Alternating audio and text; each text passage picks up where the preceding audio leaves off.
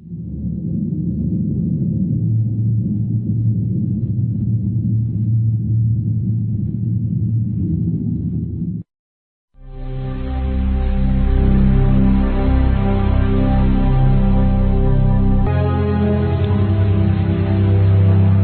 name is Jordan Maxwell, and I'd like to thank you all for being here.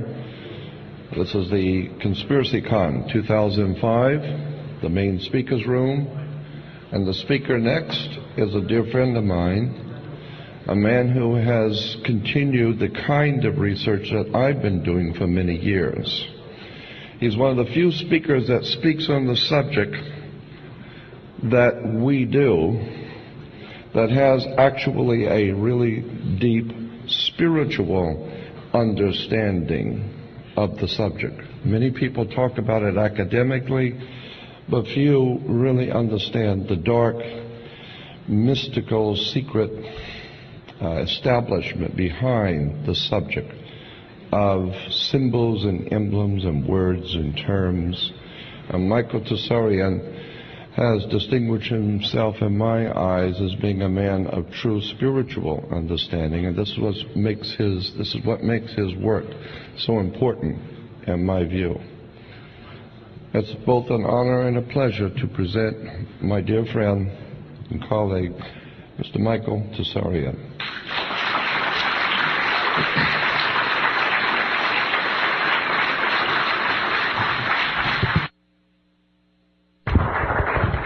Thank you, Jordan. See you later. Thank you, Jordan. That's fine praise coming from the man who alone deserves the title of the world's most controversial speaker. It's good to be back with you all again for another year, remarkably, of Conspiracy Con. And I'd like to thank you all for being here for the conference and to be with me now. I'd also like to especially thank Brian Hall for, again, working his ass off to pull this event together. It's a remarkable event. It's about truth.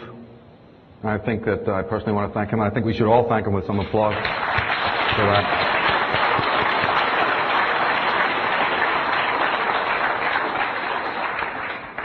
And I know that by all of you coming here, also, by attending here, it's a sign. It's a sign of your own desire, your passionate desire for truth, for the real meaning. You're supporting us, the researchers and the disseminators of truth. Not conspiracy theories, but the disseminators of truth, the research community, those who've looked into the matters that lie behind the veil of appearance. But your support of that shows your commitment, your ultimate commitment to that journey. Because you're distinguishing yourself from that mass of smiling depressives out there who are happy to learn more and more about less and less until they end up knowing a lot about nothing. That's what's happening by way of the media. You're part of the people who want to expose this faux democracy of this two-party system, because that's coming down on us now. We have also the rise of fundamental evangelist Christian paradigms again, because that's a form of mind control that's worked for 2,000 years and it's back. So why reinvent the wheel, right? That's worked for thousands of years. Well, you wheel it out again. And we have to offset that. They have their own particular brand of sick theology that's helped drug, you see, drug the mass, drug the human child. And now, because of the age that we're in, I'll be sharing more about that later, the astrological time that we're in, because we're in an age of awakening, because the child of humanity is ready to wake, he's straining at his chains, they're ready there with the injection for yet a larger dose of mind control, a larger dose of toxic, you see, mind control drug, so to keep you down. So you're straining at your chains and they're ready to administer yet more of their poison. The patient, as he struggles to release himself, the more you struggle to release yourself, the more you're in danger, you see, of a greater barrage of toxicity. Now, as Jordan has said many times, we're not going to understand the world we're living in unless we do understand the past. And anyone who's read my book on Atlantis, almost on the first page there, I even echo that and repeat that and say that, in fact, we better realize that even things that we have taken as being mythologies, things that we consider to be myths, they're about to happen. Things that we take for mythologies, St. George and his dragon, right? The fall of Lucifer. Things we think are of the past, they're far from of the past. They might even be things of the future. I know that sounds like a paradox, but think about it. Now, the title of tonight's talk is The Origins of Evil. And if that sounds heavy, it is. I've got some fascinating things to share, and around about the middle of the presentation also, I'll be sharing something of the greatest importance with you concerning the origins of evil and concerning the climate that we find ourselves in politically. During the talk, you're going to discover, when you walk out that door, you will be in no doubt about it. If your ears are open, you're paying attention. By the time you walk out that door, you will know today why evil is in the world. I have been questioning that question since as far back as I can remember. It's what got me into all of this. The question of evil should be on the minds of every single human being in the world. It's not on the minds of everybody in the world, but it damn well should be. And if we don't resolve that and find out why we are so inhuman, where this injustice, cruelty, sadism comes from, we are actually bequeathing that question to our children. And everything else rests upon the foundation of that. Our empowerment lies on that question. And I have dedicated my whole life to that research with the help of mentors like Jordan. We've been asking the same questions, we've been asking the right questions. Because within the understanding of that is the secret to bring this Goliath down. And it won't be the first time that a small band of outlaws has brought down an empire, an evil empire. And it won't be the first time that a giant has been destroyed by a boy with a simple weapon. That boy is America. That boy is the people sitting right here. The intelligence community are you. When you know what the truth is and how to use it. But this story of the origins of evil starts in the past. So let's start at the beginning. Robert, if you want to, we can begin.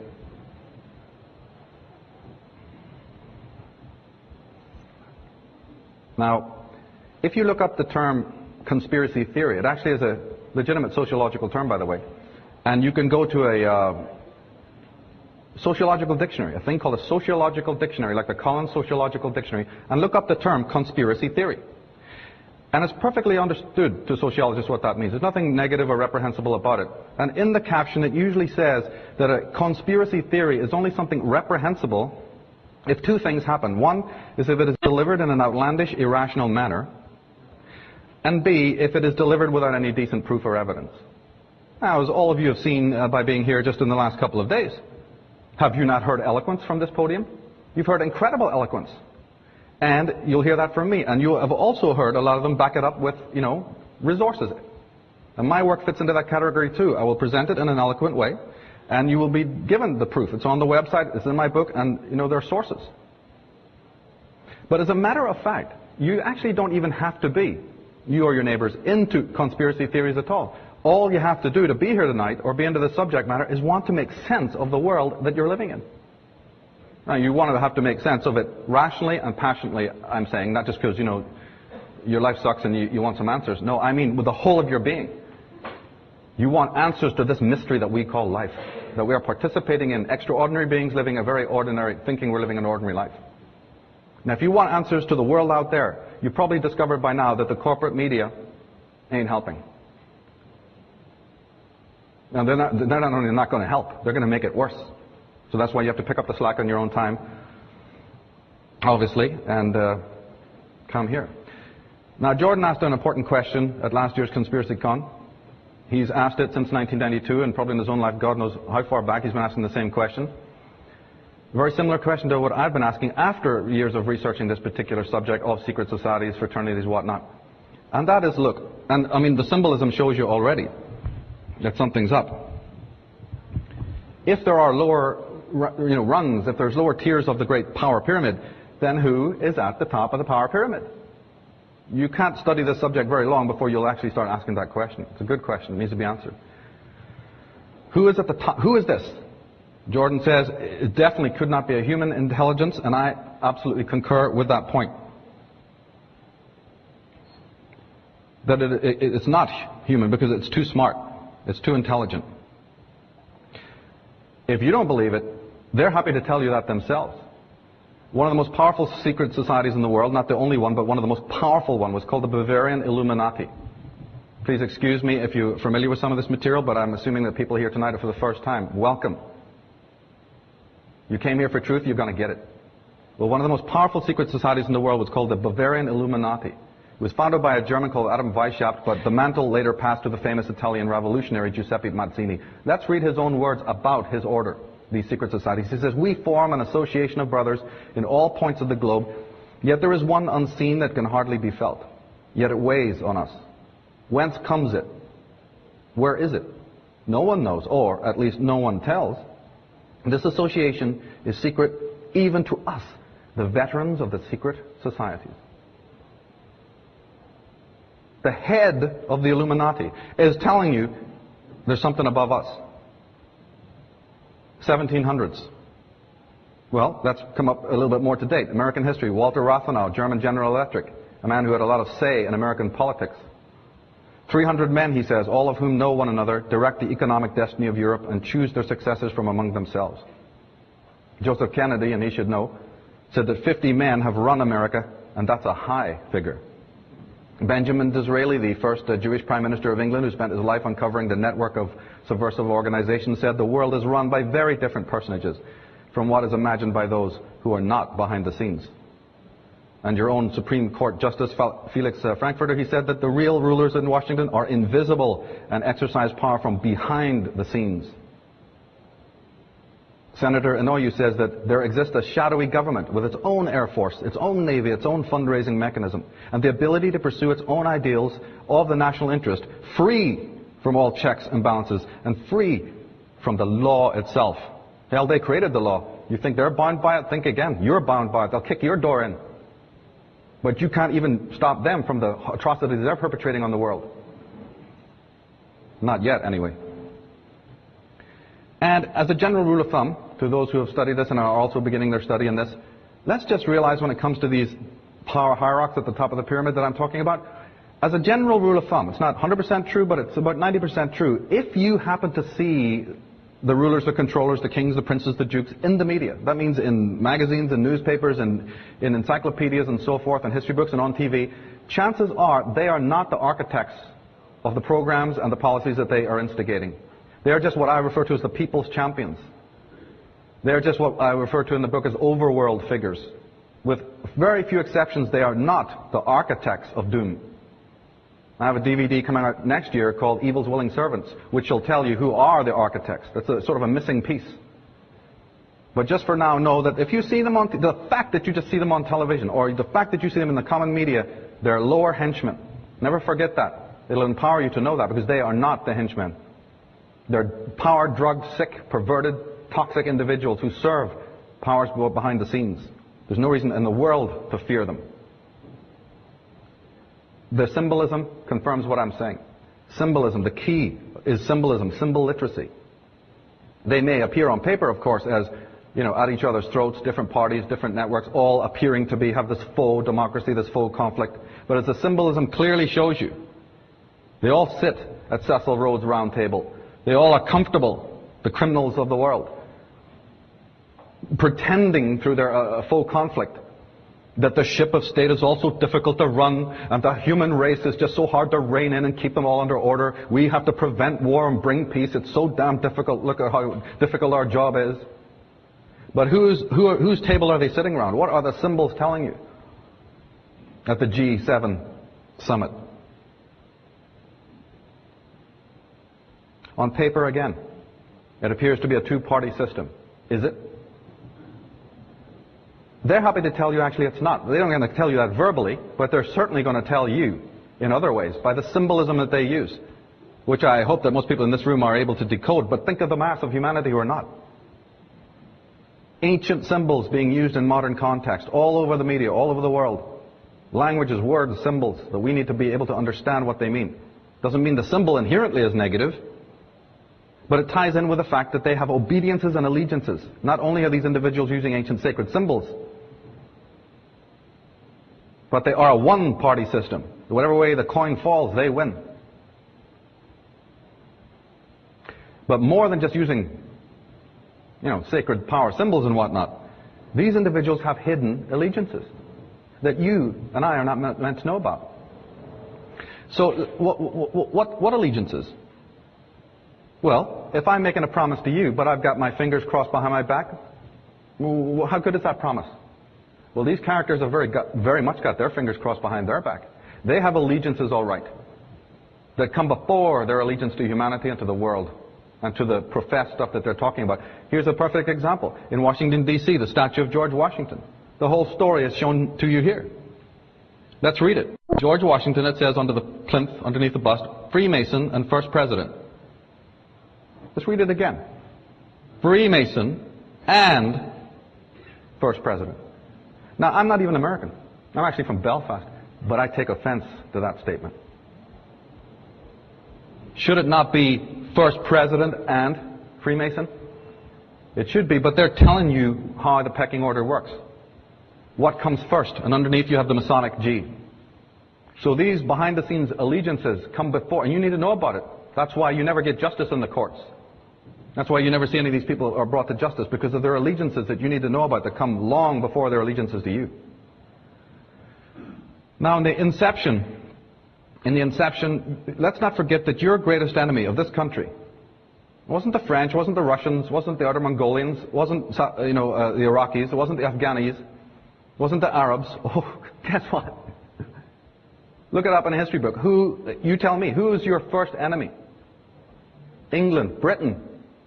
Now, the British worlds were not worried that force of arms had not secured America for them, right? Because basically they got their ass whipped 200 years ago. Don't let's get started with wondering what happened to America in the meantime to become so complacent. Let's leave that one aside. But armed force, they realized, was only one of many insidious strategies that the royals and their henchmen have used to undermine any rival. The Fabians were sent in as agents in the following years to do their work. Okay, they got plenty of other strategies. So President McKinley, Henry Ford, Howard Hughes, Charles Lindbergh Sr., Senator Joe McCarthy, and anyone else who knew what was happening were either politically or even physically assassinated. Now, who are these Fabians? They're a wing of the secret societies, and they believe in what's called the war of attrition. You should write that down. The war of attrition is very important. The Fabian Society, founded in 1883, played a catalytic role preaching the inevitability of gradualness in the movement towards a socialist society. Socialist is a secret society term, by the way, not a political term. We'll come to that later. Taking their name from the Roman warrior Fabius, who learned to wait patiently before striking a fatal blow against Hannibal. Hannibal is charging over mountains. Hannibal is plowing through jungles. He's hauling elephants across Asia Minor. He's busy crossing lakes. Well, Fabius is sitting whittling on a piece of wood, waiting patiently. Right? The spider in the web. Originally, before and during the American War of Independence, relations were good, very good, with many other powerful nations, like Russia, like France and Germany. People looked to America with respect and admiration. But the Vatican and the British had a great deal to lose if the world's other nations and governments began to base their political systems, you see, on the original American model, which was scintillating. The whole eyes of the world was watching. The Tsar was sending you ships in the War of Independence. Relations were good. Instead of a Cold War, which you had to endure, your forefathers had to endure lasting generations, what would have happened if the admiring Tsar of Russia had modeled his rule, right? He was getting ready to do it, by the way, before the Bolsheviks moved in. But what would have happened if he had totally based his rule on the American system? And what would have happened, may I ask, to Vatican-controlled South America had North America remained sovereign and solvent up here, right? All that mind control down there under the name of religion. What do you think would have happened down there to that country had America been a shining example? You think that the British and that the Vatican could, tolerate that? The American Democratic Party originally was called the Democratic Society. It's actually an offshoot of the Jacobin Club, or the Jacobin Society, which is nothing more than the Illuminati that we've been talking about. The Illuminati's main tentacle operating in the political domain is known in England as the Fabian Society. Their socialist, so-called progressive, but it's really a pseudo-progressive ideology, is disseminated by the Democratic parties and their other left-wing interests. The main idea was that the Democratic Party would be so habitually dysfunctional, falling over themselves like the Keystone Cops, that it would not affect the changes that it espoused, the wonderful changes. In England, they had to have a socialist so-called party. You know why? Because soldiers were coming back from hells that you can't even imagine, coming back to empty towns where their whole bloodline had been wiped out. Revolution was rampant. They couldn't be, and so the government realized we better do something to appease this because they're ready to, we're still living in our mansions, remember? Ever been to England? Think if you're a soldier who's watched your comrades die on the fields of Flanders, in the fields of France, coming home and still watching these regents, you know, in luxury there. What were you going to do? Think of England in those days, what was going to happen. So they appeased the situation by giving you some welfare, giving you some free housing, a car that's practically useless, and a few other, you know, little benefits to appease the foment that was coming. But this party would become so ineffectual and counterproductive that even the most reprehensible forms of conservatism would in fact gain support. The neoconservatism of the present-day Bush dynasty couldn't have existed without this intentional capitulation. This was recently made evident in the last election. It was part of the meta plan that Kerry would be, you know, quote-unquote wishy-washy and a flip-flopper. Now, the man, again, an overworld figure, don't get me wrong, this man is not the creator of the Fabian Society, but he's technically its leader. From the London School of Economics, leader of the Fabian Society, Sidney West. Let's listen to the man himself. He says to play those millions of minds, to watch them, and there's the word, the key word, slowly, remember, Fabian? To watch them slowly respond to an unseen stimulus, to guide their aspirations without their knowledge. All this, whether in high capacities or in humble, is a big and endless game of chess of ever extraordinary excitement. They get a kick out of it. That's the way a doctor in a laboratory talks about the rats when he walks in the morning. The Fabian Society infiltrated a group known as Theosophy, a very sacred order created by one of the most powerful female personages the world has ever played host to, Madame Blavatsky. Researchers who have not done their homework blame her for many of the machinations of the Fabian Society. That is erroneous and is karmically reprehensible to blame beings of the light when you haven't bothered doing your homework. This woman went blue in the face, warning that her society was being taken over, warning against combining spirituality and politics. She would have turned over in her grave to what happened next. But you see, she had already created a perfect edifice where the princes and the dukes and the intelligentsia of the world were already members. So the insidious force that wanted to move in, why reinvent the wheel? Move in and take over. It's ready and waiting. A British intelligence operation, says James Wardner in his fine book Unholy Alliance. He says, swept Madame Blavatsky aside and she was replaced by the British Fabian Society co-founder Annie Besant. Foster Bailey, a 33rd degree Mason, was a leader of that society. His wife, Alice A. Bailey, founded what's known as the Lucifer Trust. Alice Bailey was in the broad circles of society around Queen Victoria, and she always sought the wealthy and titled converts. In her own words, listen to this. She says, behind the division of humanity stand those enlightened ones. All right? So now she's talking about enlightened ones, whose right and privilege it is to watch over human evolution and guide the destinies of men. This they do through the implanting of ideas in the minds of the world thinkers, so that these ideas in due time receive recognition and eventually become the controlling factors in human life. They train the members of the new group of world servers in the task of changing these ideas into ideals. These in turn become the desired objectives of the thinkers and are then taught to the powerful middle class and work up into world forms of governments or religion, thus forming the basis, and she wrote this at the turn of the century, of the new world order. What's basically this caption telling us? That there's some on high force, the enlightened ones. Remember again the reference? And they are affecting by means unknown to us those policies that, as I'm saying, the characters, the people's champions put into work. Now, as we know, they moved in and took over the reins of the American government through the years, and of course you've listened to many other speakers talk about this. But we want to look for a moment at these American contexts and at the hidden enemies that operate here. Because your dollar bill, as I hope you know by now, and also your cities, and many, many of the other symbols of state and government bear these secret society emblems, coming out of Egypt, but also coming out of the secret society world. On your dollar bill, you have the Illuminati symbol of the pyramid. The Illuminati was founded, as I said a little earlier, by Adam Weishaupt. But when he passed on, the mantle moved to Giuseppe Mazzini, and finally moved to the man on the right, Albert Pike. Every single human being in America should know the name Albert Pike, and very few do.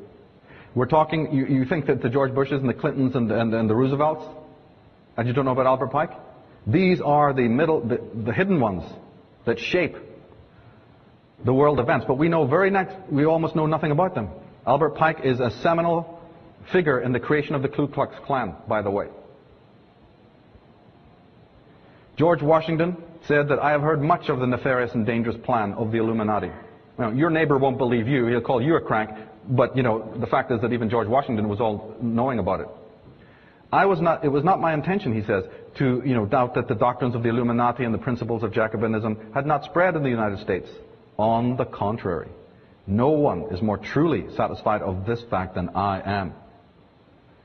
Joseph Willard, the president of Harvard University, spoken at the time of his retirement, he says there is sufficient evidence that a number of societies of the Illuminati have established in this land.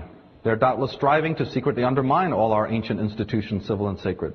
We live in an alarming period. The enemies of all order are seeking our ruin. Should infidelity generally prevail, our independence would fall, of course. Our republican government would be annihilated. Now, just like I was explaining about the Theosophy, the mystical organization that was infiltrated by this Lucifer Trust, so Freemasonry, which once was a great archive of knowledge, a mystical doctrine, coming out of the ancient world, preserving many metaphysical secrets about the human body and about our relationship with the Creator, that was also infiltrated. Well, why not? If I was them, I'd probably want to do it. There it is, ready and waiting. All set up. So this group of the Illuminati were able to infiltrate that as well. We'll read that in a minute. But the thing is that it alarmed not only George Washington, but the head of World Freemasonry, Grand Orient Freemasonry at the time was the Duke of Brunswick in the 1700s. And he actually stood up publicly and asked for the worldwide disbandment of Freemasonry because he understood that it was being infiltrated in this way. We're going to read a caption together from the Duke of Brunswick. And I want you to pay particular attention not only to what he's saying, but the way that he is saying it. Because that is an incredible modern appeal. He says, I have been convinced that we, as an order, have come under the power of some very evil occult order, profoundly versed in science, both occult and otherwise, though not infallible, their methods being black magic. That is to say, electromagnetic power, hypnotism, and powerful suggestion. We are convinced that the order is being controlled by some sun order, after the nature of the Illuminati, if not by that order itself. John Robinson, a Scottish man who wrote the first book exposing them, its date is 1798, so just don't think this is a modern thing of the 20th century.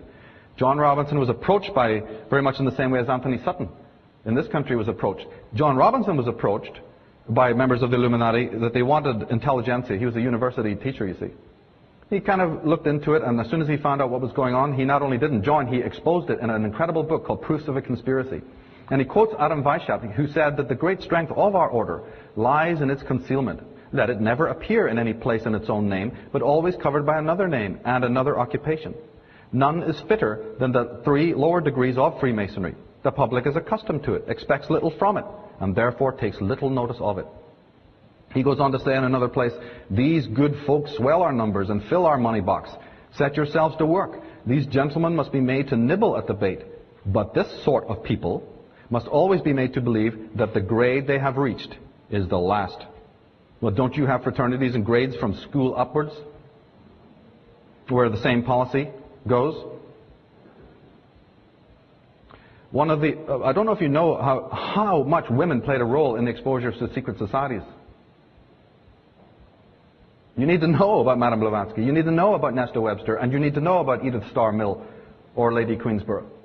In her book, she says, at the turn of the century, she says, we must allow, quoting from Weishaupt, we must allow all the federations to continue just as they are, with their systems, their central authorities, and their diverse modes of correspondence between high grades of the same right, organized as they are at present, but we must create a super right, which will remain unknown, to which we will call those Masons of high degree, whom we shall select. Through this supreme right, we will govern all Freemasonry, which will become the one international center, the more powerful because its direction will be unknown. So, yes, full circle. All of these individuals, and in my other work, it's just voluminous how much information we've got on this, that they're talking about a hierarchy. The symbols tell you alone. There it is, the two-dimensional, removed 14th level. with the eye, which I believe is the eye of Aton, the solar cult eye, officiating over the lower ranks. So just, no doubt about it, should there be. My work has been to expose exactly who those controllers are. And that journey took me into some mighty interesting avenues, I can tell you.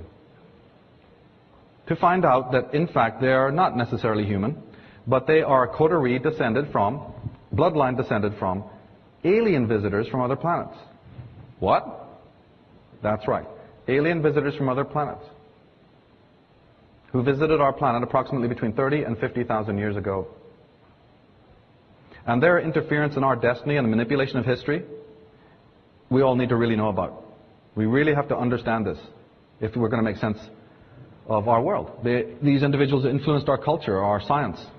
For instance, as Lawrence Gardner says, it took man over 1 million years to progress from using stones as he found them to the realization that they could be chipped and flaked to better purpose.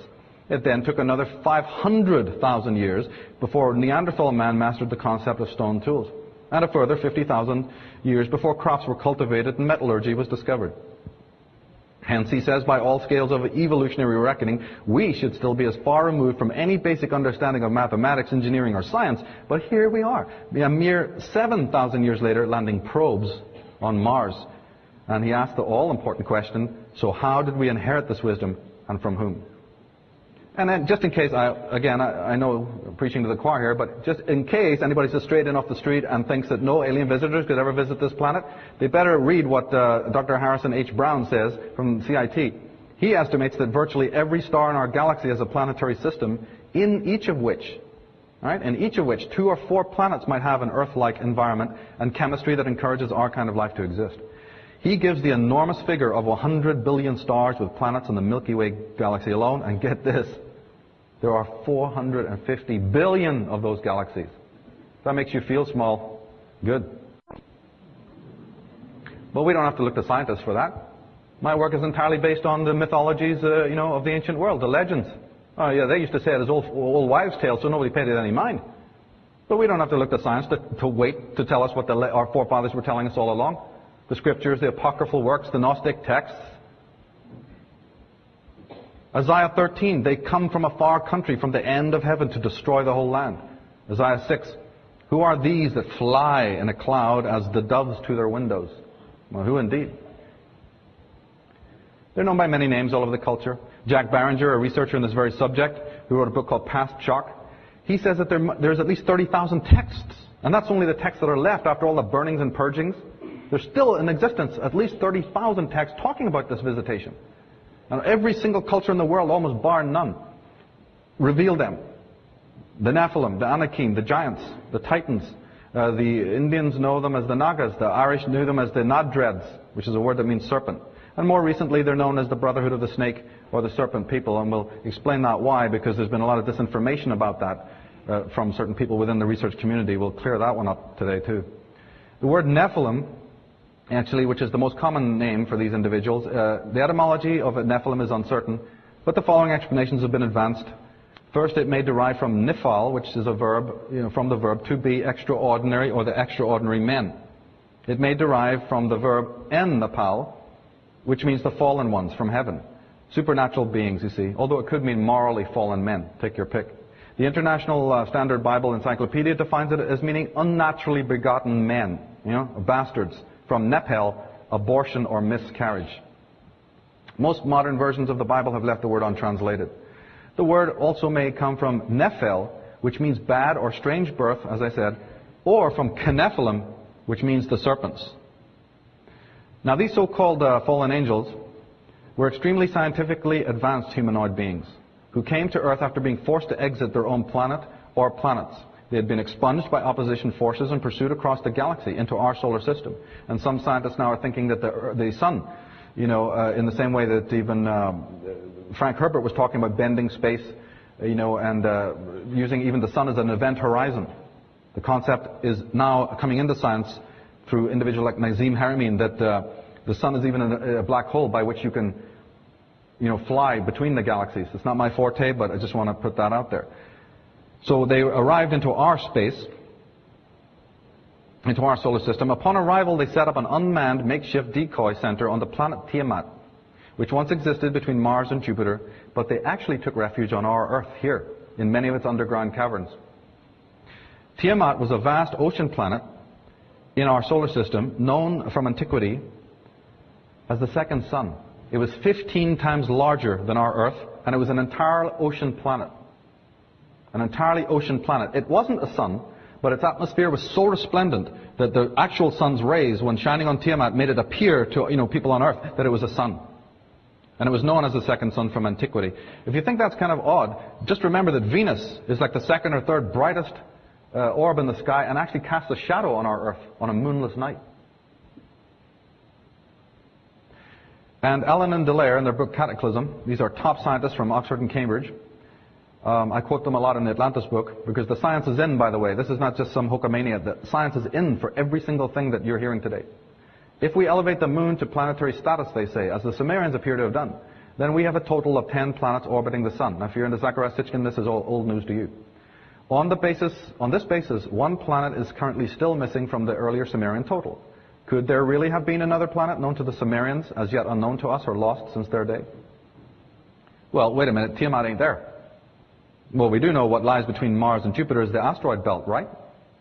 That's right. Tiamat is not there today because it was destroyed by those pursuers of the Nephilim. This is what distinguishes my findings from Sitchin and from Velikovsky and others who research this field. Wonderful researchers, but I have found out something else, and that is that it was by humanoid. It wasn't some careering comet charging through our solar system. It was actually a humanoid intervention, the destruction of a planet 15 times larger than the Earth, made up entirely of oceans. Your enemy, you must think your enemy is pretty bad if you do that, right? But these guys were so convinced that the Nephilim were on Tiamat, they utterly obliterated, causing the almost unimaginable, magnetic storms and chaos in our universe. That is the event that caused the first flood. Tiamat's waters literally pouring down. And by the way, all the records talk about that. It's not waters coming up from below, it's waters raining down on you from the sky. Well, hell yeah. Do you know, in fact, as Allen and Dallaire have proven, that pre the deluge, pre the flood, we only had one ocean on this planet, and it was called the Miocene Ocean, and the remnants of the Black Sea and the Caspian Sea. If you're from Russia or Slovakia or from Estonia and from those Baltic lands, you'll know this, that the Caspian and the Black Sea have an interesting mythology. They're the remnants of the only ocean that we had before the deluge. All that Pacific and Atlantic and Indian Ocean, they're new. They just moved in. They're squatters. In the Babylonian Enuma Elish, we read about it. It says, "Go and cut off Tiamat's life, and let the winds convey her blood to the secret places." Flowery language, granted. Mythological language, granted. But there it is. Go and cut off Tiamat's life, let the winds convey her blood to the secret places. Now, one of the greatest documents that helps to reveal the whole history of the Nephilim is called the Book of Enoch. It should have been in the Bible, but it didn't get there. "And behold, a star fell from heaven," it says, "and the children of the earth began to tremble and quake before them and to flee from them. And again I saw how they began to gore each other and to devour each other, and the earth began to cry aloud." Right? Just like Revelation says, a star fell from heaven. Now the Nephilim were not on Tiamat, as I said. They had descended to earth to hide. After the deluge, they emerged and set up their dummy base. Sorry, not their dummy base, but their actual base, known as Atlantis, on the vast continent of Appalachia. Appalachia is now beneath the waters, but it used to be England and Ireland, part of Scandinavia, the Arctic, Greenland and Iceland. You could walk the whole way. Atlantis is not a continent, like it's been told over and over again erroneously. Atlantis was on a continent. Right? You can go to Delhi and see beautiful English buildings, that the British troops and the British government built in all of their empire, but you wouldn't say that Delhi is London. Right? London's in England. So just because you you turn over a stone somewhere, like lots of researchers do, and they think, "I found Atlantis." Every 2 years you hear somebody's found Atlantis. Atlantis was an empire. You can have outposts and bastions in all the corners of the world, but don't then run up for your own aggrandizement and say, "I found Atlantis." Be specific. From there they set about making contact with the Earth's indigenous inhabitants. The books of the old world tell us about it. The Bible, Genesis, says the sons of God came in unto the daughters of men, and they bare children to them. Okay, so they even tried to contact, for some reason, best known to themselves, they were interested in the earth women, only joking. And they tried to get involved with them, as you would. Anyway, the Gnostic texts tell us more about it. They say, now come, let us seize. I like that word, seize. Let us seize her, and let us cast our seed on her, so that then she is polluted, she will not be able to ascend to her light. But those whom she will beget will serve us. Gods need servants now? In the Ethiopia Kebra Nagast, this incredible book tells us that the daughters of Cain, with whom the angels had companied, conceived. They actually did conceive. But they were unable to bring forth their children, and they died. And of the children who were in their wombs, some died, and some came forth, having split open the bellies of their mothers, they came forth by their navels. So this was some hideous, like Rosemary Baby Plus. It obviously didn't work very well. Another Gnostic text, please do not ask me to pronounce that. The daughters of darkness became pregnant as a result of the beauty of the forms of the emissary. As a result of the beauty of the forms of the emissary. That's exactly what Celtic mythology says, that the evil ones were incredibly handsome physically. In fact, in Gaelic, the term we still use today for beautiful, usbre, means beautiful. They'll see a beautiful child and they go, oh, he's such a bray. Right? That means, and that was the king of the Nephilim from Irish mythology. It's a weird thing. Now, they say that, and the fruits of their bodies fell upon earth and consumed the blossoms of the trees. So then Samyaza, their leader, says to them, we have this quote from the book of Enoch and so on, I fear ye will not indeed agree to do this deed, and I alone shall have to pay the penalty of a great sin. Now, most scholars think that this sin refers to the physical impregnation we've just been talking about. Actually, sadly, unfortunately for us, the human race, it does not, in fact, mean that. A lot of beings have probably come to this planet, and probably still do. They do their little thing, they look at some rocks, they do their research, and then they're gone. They do not violate what Gene Roddenberry called the prime directive. The group that we are going to examine in a minute did do that. But it wasn't just the physical impregnation of the females that is the sin that is involved. That great sin, ladies and gentlemen, which we have to understand, was something else that happened approximately 30 to 50,000 years ago. And it was the transgenic experimentation, the genetic hybridization of our original forefathers that were on this planet. That means, very simply, the crossing of alien DNA. Humanoid, yes, but alien DNA with the DNA of our forefathers.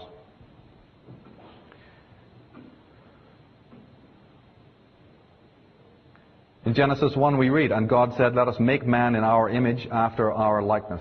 Let's not get into that whole thing about the hour right now. That's always been a bone of contention. I'd like to explore it, but we haven't got the time. Just let's focus on the fact that it's saying after our likeness. The gods are making man in their likeness. Corinthians backs this up. We read, the first man, Adam, became a living being, the last Adam, a life-giving spirit. 2 atoms? Well, wait a minute. How come we never learned that in Sunday school? What's this 2 atoms bit? The spiritual did not come first, says the passage, but the natural. And after that, the spiritual. The first man was of the dust of the earth, the second man from heaven. So it sounds unspiritual until you decode it. They're literally telling here that the first man, Adam, was of the earth, and the second one is a creation from up there, from the heavens. He's spiritual. That word is so colored that we think it means something holy. It doesn't. It means not of the earth. Another term you might want to use in reference to this is the firstborn. This is a reference to these sons of the serpent, the first, beings that they created. This hybrid race, also known, I believe, as the race of the Elohim. So when you hear about the Jehovahs and the Elohims, that's what you're hearing about. The term that I prefer to use, more modern term in my book, is Homo Atlantis, because this being actually was created on Atlantis. And what a remarkable being indeed. And we're talking to the alien side, it's Mr. Spock, plus thousands of years. Very, very advanced technological beings. And then something else that the alien masters didn't have and probably didn't even understand. The human component, which I believe had the moral sensibility, the violet ray. At least it had the connection to the Earth Mother, the Matrix. A remarkable entity. And we are, in fact, descended from him. George Norrie asked me last night, do you mean that every single is there anybody with a pure, human blood? No, they're not. Every single being today has a various, cocktail of this.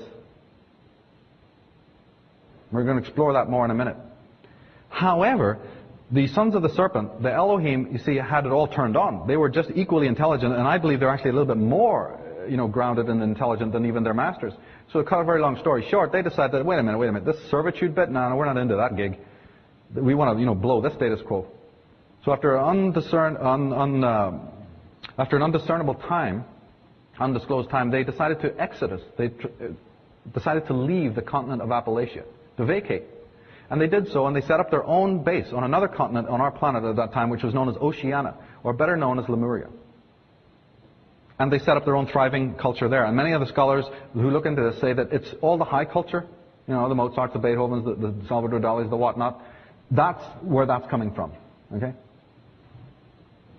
Lemuria is an interesting name. Etymology tells us an awful lot. It means the land ancestral, land of the ancestors from Mu or Muhai Devi, the Hindu mother goddess. This goddess was the personification of Lemuria itself, the motherland of humanity. Shiva, her counterpart, the great father of humanity. An Indian Tamil text, the Silabbatarakhan, says that describes a lost continent in the Pacific and Indian Ocean. It calls the Kamai Nadu, or the Kamari Kundum, that is, means the dragon land of the immortal serpent. The rebellion and exodus of the sons compelled the Atlanteans to return to their drawing boards. They began a second major hybridization program and created a Mark II being that we can call Adamic. These beings were of both sexes, but in the beginning they could not reproduce. They made excellent servants in the garden. Ancient chronicles, ancient texts, and sources. We know that when the conquistadors got to South America, Zamaraga and these bishops and cardinals were just burning and desecrating the ancient chronicles all over the world, but they especially did it in South America. I want to share with you a caption from a Mexican codices, one of the remaining books, and it's the Popol Vuh. It's one of only two, like the Dresden Codex, the Popol Vuh. I think that's about it, basically, that survived.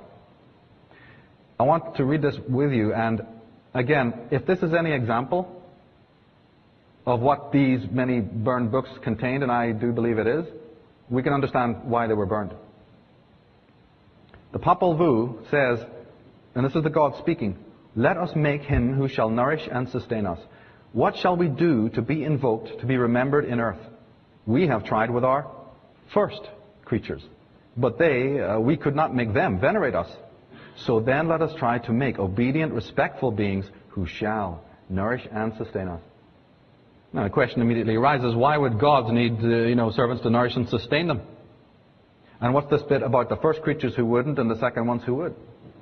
If this is an example of what was in those ancient books, we have now a handle on why it was so important for the ruling dynasties of the more later times to get rid of them.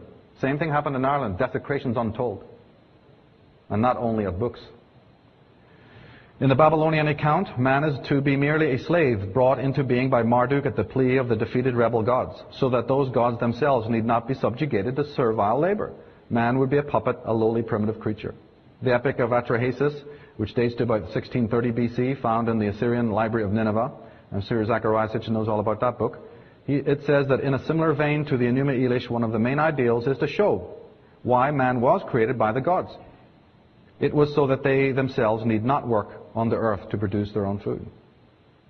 Now the alien geneticists did not desire a repeat of their first experiment. They realized that the error, the first time, the error had centered on the intelligence of their Mark I experiment. Therefore, in the Mark II experiment, Adamic man's intelligence would be confounded.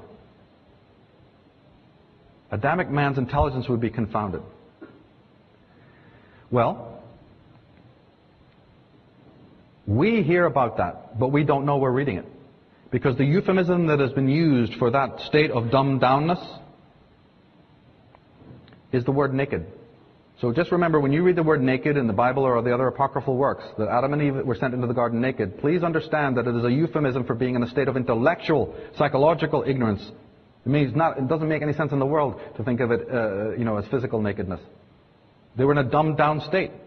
Well, listen, you can sit in a laboratory now, or half an hour, they'll stick a few probes in your brain and you'll be naked, you'll be dumbed down. They can do it in half an hour. Think what you could do if you had the power of the genome and the cell and the mitochondria. No problem.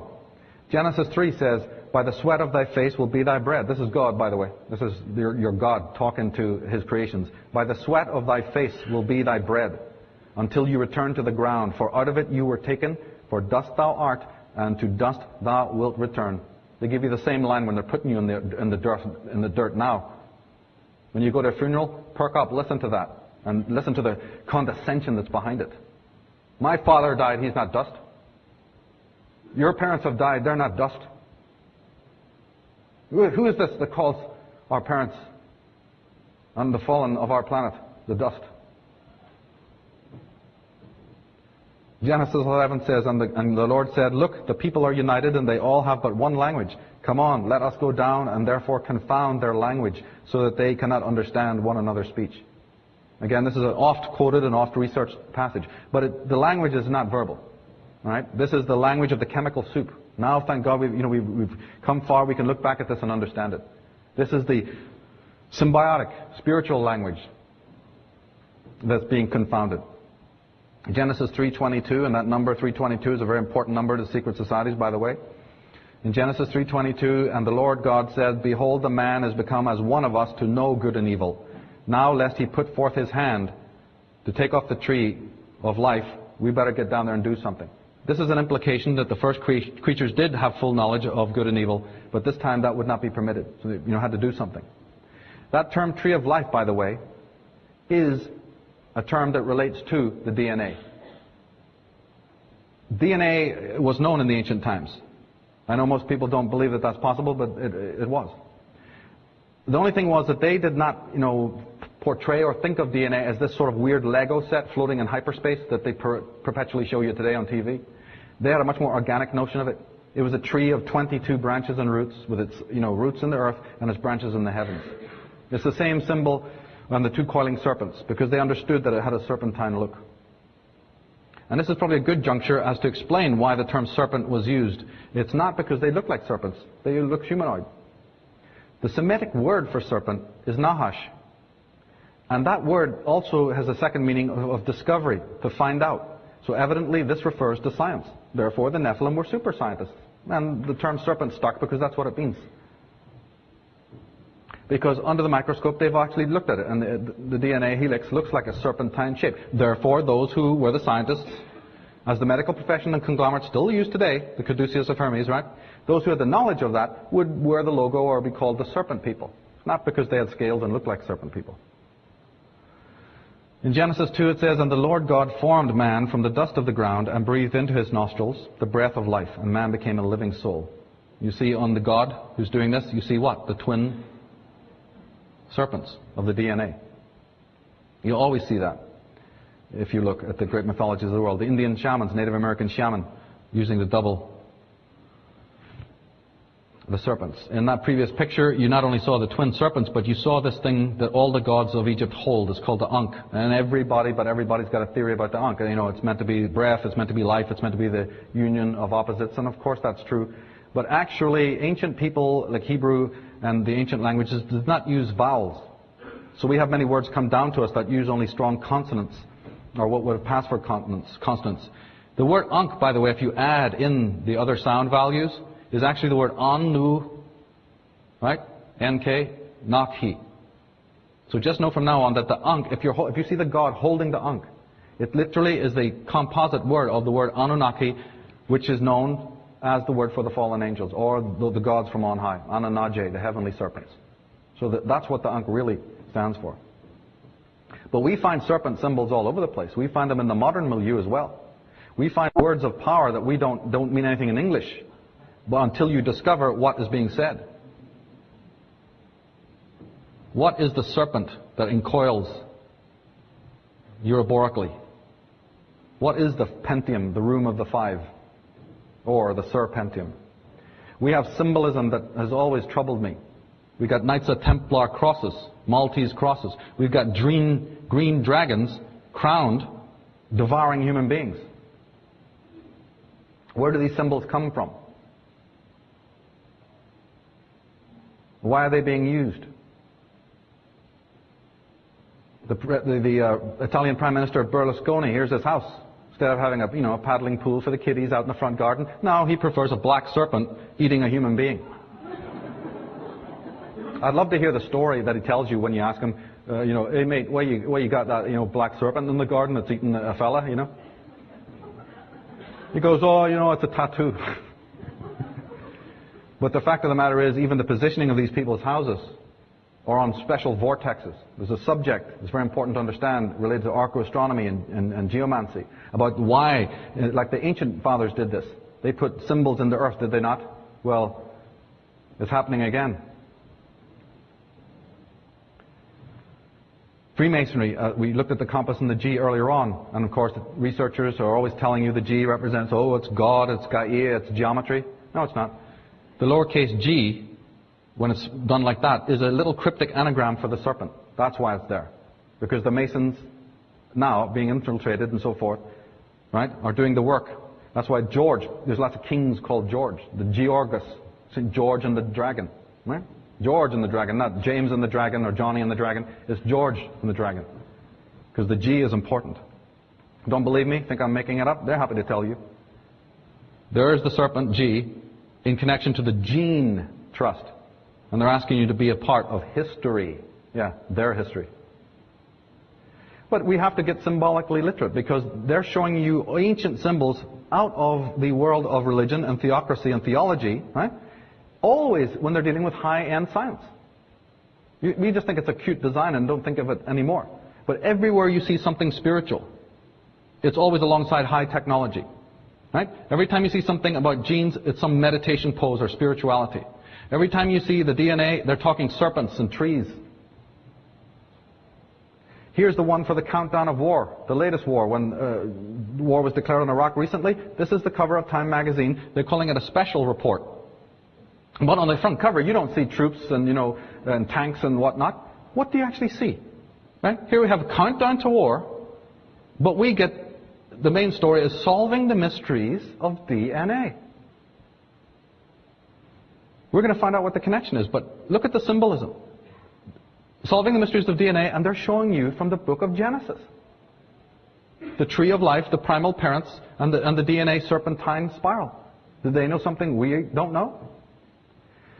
Now the Lemurians, or the sons of the serpents, became aware of their creator's second experiments, you see. See, on Lemuria, this other coterie of basically enlightened beings, they're not dumb, They're watching their forefathers on Atlantis, thinking they might get up to this. So the Lemurians actually do become aware of their creator's second experiments. Now they have a dilemma, realizing that the race of Adam, you see, was in fact kindred to themselves. They both possessed the human DNA. It was therefore decided that representatives would be sent to Atlantis to dialogue with the enslaved and dumbed down Adams and Eves. Thus we have the story, corrupted later, of the serpent entering the garden. So the book of Genesis is completely upside down. Completely upside down. And if you study the artwork of the great masters who knew what we're talking about today, you will see in their symbolism of the androgynous serpent and how he's trying to free as opposed to tempt anyone. Now the story goes, you see, that the sons entered into the gardens and spoke with their genetic cousins. They counseled them to throw off their chains of servitude and accompany them back to Lemuria, where they would be initiated into all that had been hidden from them. It is written that the Adams were resistant to the invitation. Right? The Adams were just not getting it. But fortunately, the responses of the Eves was different. The ancient mythologies talk about that the Eves were mysteriously attracted to these visitors and were heeding them and are basically responsible for this exodus. This is very much important to know because it ties into why women have been marginalized henceforth. In fact, Madame Blavatsky puts it this way. She says the appellation Satan, that means the word Satan in Hebrew, belongs by right to the first and cruelest adversary of all other gods, Jehovah, and not in the serpent which spoke only words of sympathy and wisdom. How right she is. And in book of Genesis we hear the hatred, you see, towards the female for doing this. This caption that we're going to read now is meant to be to the serpent, but it is not. It is to somebody else. And it says, because thou hast done this, thou art cursed above all cattle and above every beast of the field. Upon thy belly thou wilt go, and dust shalt thou eat all the days of thy life. Women committed a certain crime, quote unquote, 13,500 years ago, for which they have never been forgiven. That is why they have not held any office worth anything. Don't be fooled by what you see on today's history books. As Leonard Shlain puts it, when we look back across the historical time of patriarchy, there seems to be some terrible inevitability, a relentless desire to crush the female essence. And he admits it. This is a top scientist from San Francisco, but he admits it. The question of why is one of the most puzzling of our time. So we come full circle. What does this have to do with the origins of evil? In the preface of the Atlantis book, it says, during the next 10 years, the human race is destined to finally discover the true origins and destiny. As part of this discovery, we have to address the overwhelmingly important question of how the phenomena of evil came into the world and into the consciousness of Earth's human inhabitants.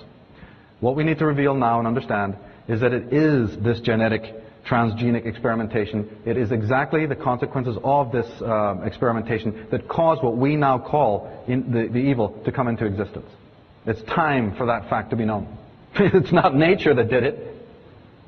Nature, which is in perfect balance from the biggest neutron star to the smallest quanta. Why would it put a proclivity so deadly in its highest creation to undermine its own order? To even, embody such a monstrous idea is to be utterly under the worst kind of mind control. Because if nature is dumb and made a mistake and kind of blew it, then aren't we then justified in the slaughter of nature and the degradation of nature and the indigenous people that are also in harmony with nature and the animals which are our brethren and our teachers? Look what happens when you embody such a lie. No, ladies and gentlemen, it is constant tinkering and tampering with the inviolable laws of nature that cause such things like evil to come in the world. It's not some Darwinian blunder. What a notion. How dare we think that when we have a universe in perfect balance all around us? The very word Adam means cut off or divided. Adam comes from Adom, meaning the divided one. Well, yes, if you're divided inside, if you're schizophrenic inside, if you're bipolar, we're not even talking psychologically here, we're talking genetically, right? If you have bipolarity on that depth of your level, then it echoes through your being. If we are psychologically, emotionally, genetically schizoid, aren't we going to create a schizogenic society? So you can wave all the placards you want, and you can try to, mend the problem by running around in the streets and getting into the political pigsty. But haven't we seen that nothing's ever got done that way? Because we're not even focusing on the right place. We are generating it from within.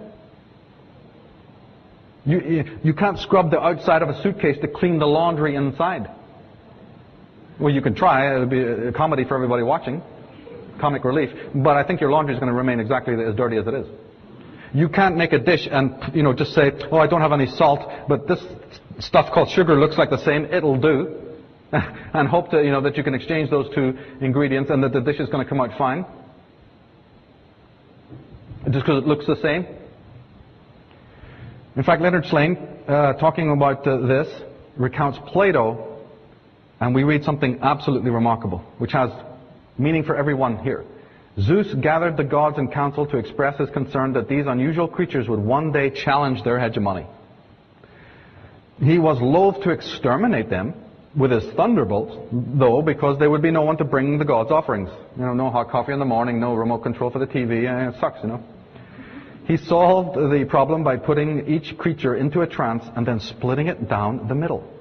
Upon awakening, each half only dimly remembered what it had been prior to being cleft in two. Zeus explained to the assembled gods and goddesses the cleverness of his scheme. These creatures would no longer pose a threat to the gods because they would dissipate their considerable energy by spending the rest of their days searching for their missing halves. Does that sound familiar? Leonard Shlain goes on to say in another book, Eve's descendants have steadily accumulated the power to destroy each other in an unholy Armageddon, and like sleepwalkers are shuffling towards a planetary ecological disaster. How could a slight 5-foot-tall, two-legged animal create such sublimity and then wreak so much havoc in so minuscule an interval in Earth's history? You'll walk out that door and you'll know why. Erich Fromm, the great German sociologist and social critic, says that the detailed description of the life of primitive hunters and food gatherers has shown that man, at least as he fully emerged 50,000 years ago, was most likely not the brutal, destructive, cruel being, and hence not the prototype of man the killer that we find in more developed stages of evolution. So he's dating it. He's saying, say about before 50,000 years ago, there's no evidence to show that man had these capacities for inhumanity that we have now. And we've talked about it, I've talked about it, and even on a much higher level, philosophers and savants have always talked about it. It's a very serious question in life. What is the real difference between man, right, and the primates? Or man and beast? The only trouble is, do you really want to know the answer? It isn't pretty. Man differs from the animal, all right. by the fact that he is a killer. He, the only primate that kills and tortures members of his own species without any reason, either biological or economic, and who feels satisfaction in doing so. I've lived in Ireland, I've seen it. Tolkien was in the trenches, he saw it.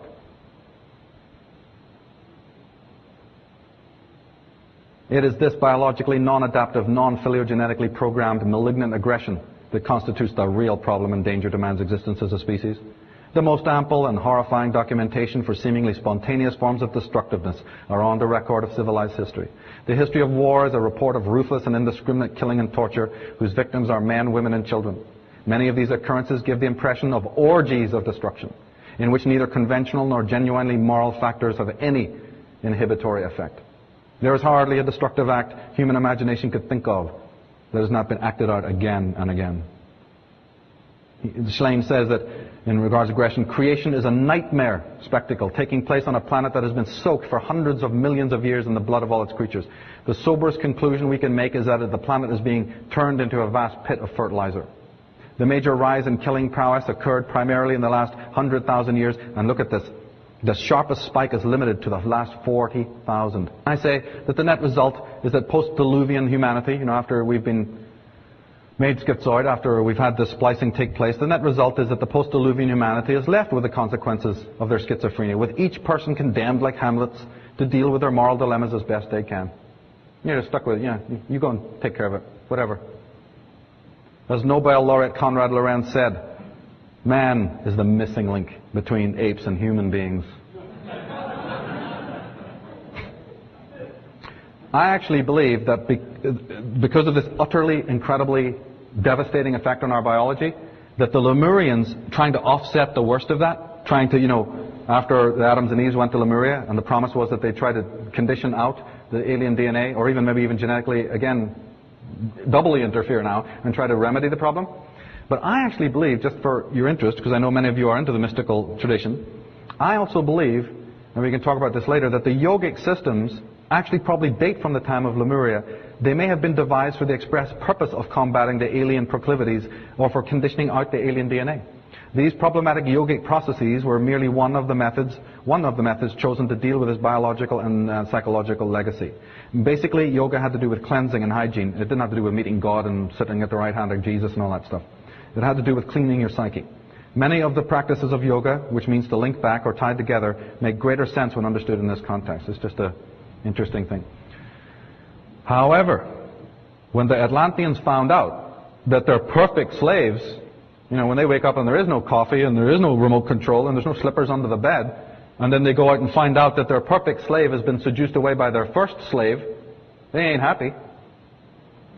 So unhappy are they that they actually unleashed a war, a global nuclear war on the Lemurians on our planet 13,000 years ago. The Lemurians, not being backward, retaliated. And we have, as all the mythologies of the world, I'm sorry, if you're not familiar with mythologies, this is going to come as like a big shock and you're not going to believe it. But do your homework and you'll find out that all the mythologies of the world talk about this, the war of the gods. And when they're talking about the war of the gods, they're also talking about the super weaponry involved. And they're also talking about psychic abilities, psychic violence taking place. This incredible global nuclear war is meant to have irradiated all the moisture in our atmosphere and also caused, magnetic storms in the ionosphere and in the Roche field limit. It had devastating consequences. And I actually believe that the radiation and fallout from that may actually have created some of the idioms that we read when we're talking about the gods. Their gigantic height, the giants, or the pied nature of their skin, or the three eyes, all that famous stuff from mythology. You can take it either way. Either the giants came here and they were giants already, huge. I actually do believe that also. But I think another contributing factor was simply the fallout. So when you're reading these weird, anecdotes and you go, this is nonsense, this is for the kids. Think again. The radiation and fallout can cause those peculiarities that you read about in the descriptions of Osiris, and Set and all the different gods and the way that they appeared. Here's the dig that's happening now in Saudi Arabia, digging up the gods. And nuclear radiation is thought to have dramatically affected the pineal and pituitary glands, the endocrine system, and the DNA. This, together with massive changes in earth magnetism, led to all kinds of biological maladies. Giantism, disfigurement, vampirism, autism, hyperpigmentation, carnivorousness are all thought to have related to this. You look at the cave art you see in the Venus of Willendorf's figures, and even the little people, What's that all about? All over the world, human footprints have been found alongside dinosaur tracks. Some of those footprints are 15 inches long. But these tracks of human beings have been seen, as Michael Cremo and Graham Hancock have exposed, you see, have been found alongside dinosaurs. So have we been sold a lie about the dinosaurs? Are they reptilian creatures, ordinary reptiles that have been, their organs have been affected by the fallout? And then to hide this fact, they're telling us, oh, they were millions of years ago? We know now that they weren't millions of years ago. So then how did they get to that size? Now here's one of the most important statements, because a lot of you have researched this interesting information from other scholars like Zachariah Sitchin and so on. However, has something struck you that's odd? Here we are, I believe it's May 27th, Conspiracy Con, Bay Area, California. How come we're still talking about this? What we're describing happened 13,000 years ago. That's a hell of a long gap. If there's a war of the gods, how come there's no denouement? How come there's no conclusion? How come we're even still talking about this now? Because look, it's obvious, isn't it? If the Atlanteans had won, we'd all be troglodyte slaves. And if the Lemurians had won, then we'd be living in peace and harmony on a beauteous, planet in harmony. Since neither of those two things are a fact, then there must have been some variable that offset the ending. I don't know why the other scholars have not noticed this. It's always perplexed me as to why that is. There was a variable, all right. That variable, ladies and gentlemen, was the polar shift, the axial shift of our Earth, precipitated by the ferocity of the war that I described. And neither party was ready for it. Neither party knew too much about the Earth. They were recent visitors here. They didn't know too much about the ultraviolet light, the Schumann waves, and even the size of the planet and all of that. They had no idea of understanding how the planet Earth would respond with a violence of its own to their unimaginable violence. They weren't prepared for it. Now, deluge, water, boulders and stuff pouring down from the heavens in the famous 40 days of rain and whatnot is pretty cataclysmic. But the Earth does recover from that after a given period of time. Pole shift is something else again. Pole shift is, the Eiffel Tower sticking head first in Hawaii. Pole shift is boulders the size of mountains flying through the air. Pole shift is the mass extinction of almost all the flora and the fauna on the planet. It's all etched inside your racial memory, by the way. I know that the psychologists have fooled you into thinking that a lot of your psychological fears and phobias are psychological in nature. No, they're not. They're physiological in their nature. They're your memory of these very events that happened in a blink of the eye ago, historically speaking. And that is the reason why none of this is here anymore. Because not one, it's another piece of disinformation, not one continent sank beneath the ocean, but at least 4. Avalon, remember famous Avalon? And Lyonesse. But actually there was massive continents. Appalachia sinks beneath the waves. Tyrrhenia, Oceania, Beringia, Fennoscandia. And the Miocene Ocean, they say, it tipped out of its basin and became the Mediterranean. What the Mediterranean is today is the old Miocene Ocean, and all that got left was the Black and Caspian Sea. You can't imagine the havoc. Allen and Dallaire go into describing it in their books. I have abstractions in my book of their work and talk about it also. The world reels, the world dies. Atlas actually means, Atlas coming from Atlantis, the word actually means the one who could not withstand the skies. Ireland is actually known today to be called the Blessed or Fortunate Isles. Why? Because it was known to the people there, you see, that it had actually survived this cataclysm. That's why it was given that name. The Egyptian papyrus says that south becomes north and the earth turns over. The Bible and the apocryphal works tell us the earth is utterly broken down, moved exceedingly. Moved exceedingly? Isaiah 24 says, behold, the Lord maketh the earth empty, and maketh it waste, and turneth it upside down, and scattereth abroad the inhabitants thereof. What, this writer's on drugs now? Oh no. 2 Peter 3 says, for this they were willingly ignorant. I love that, willingly ignorant. The world that then was, being overflowed with water, perished.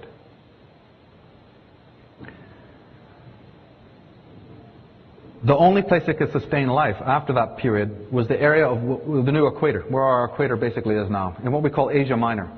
So the remnants of the Atlanteans set up their bases, set up their new headquarters after a semblance of normality has returned in what we know to be Mesopotamia. That's where the Sumerian, Babylonian cultures of blood, the tyrannies, the first aggressive, empires arose. And aren't all modern civilizations and cultures based on those patterns?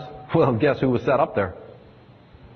And it's from that area that they decided, these guys are pretty amazing, they decided that they weren't going to give up.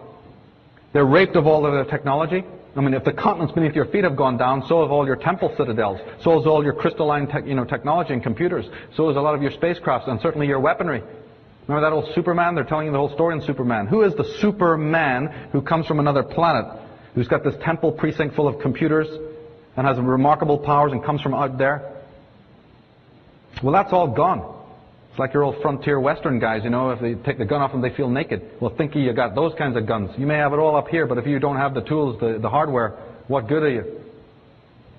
So you know what these guys actually decided to do? Is to artificially influence and manipulate the flow of history itself and move mankind forward. We can't talk about it a lot right now, but it's described in the DVDs and books about how they decide to move mankind forward artificially. So many people have asked, why is it that our technology and scientific ability, you see, is so far in advance of our emotional, psychological? Well, there's the reason. Because somebody's been pushing it that way. It's not natural. So the loss of their technological hardware was a major setback and predicament for the Atlantean serpents. They decided to manipulate the flow of history, the destiny of their Adamic progeny, pushing us ever forward to the point where the super technological hardware that was destroyed in the War of the Gods could be reproduced. Some instruments and weapons had survived, and these were sequestered in underground chambers in temple precincts referred to as the Holy of Holies. Not because they contained anything holy, but they just didn't want you going near it, because it was the remnants of their technology. Now, one thing I omitted to tell you earlier about the fact of the pursuit when the Nephilim first came to our planet is something else of extraordinary importance. When the pursuers of the Nephilim destroyed the planet Tiamat, they made haste to leave our solar system to avoid the cosmic upheavals created by their action. However, for some reason, they took extraordinary precautions to prevent their enemies, should they still be alive on our planet, from ever leaving. They erected a powerful etheric energy barrier around our entire planet. This enveloping shield still exists, and no one on Earth with the alien DNA can physically break through it or go beyond it. I refer to that in my book as the real Stargate. And all the ancient cultures talk about it, the all-encompassing shield. And they refer to it as the dragon. It's always shown as the dragon, surrounding something of great price. Even rings today, you'll buy jewelry with a dragon, encircling a pearl or a diamond or a gem. Where does that image come from? The Pista Sophia, a Gnostic book, says the outer darkness is a huge dragon whose tail is in its mouth.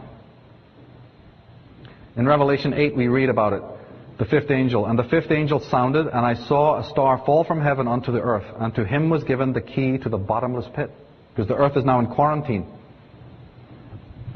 God spared not the angels that sinned, but cast them down to hell and delivered them into chains of darkness to be reserved unto judgment.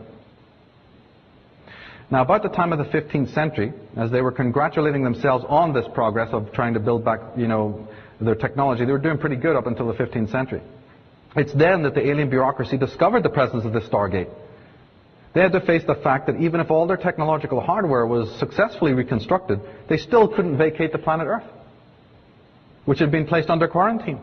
They're laboring away to move mankind forward for countless thousands of years, and then when they have enough flying saucers, as William Bramley proves, those saucers existed in the 15th century.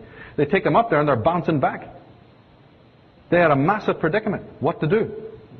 And many of the idioms that happen on this planet since the 15th century are explained by this. But undaunted by this discovery, the alien progeny decided to press ahead. They put their greatest intellectuals onto the problem to see if a solution could be found, believing that what technology could erect, technology could take down.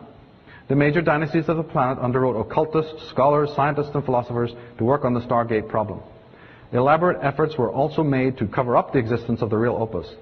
The perfect covers came to be that of both science and occultism. And it was so effective that even today most students or practitioners of both science and magic are unaware of the practical importance of their work and to whom it is of benefit. Those of the inner sanctums also adopt clever cover acts and stories in order to be able to work undetected.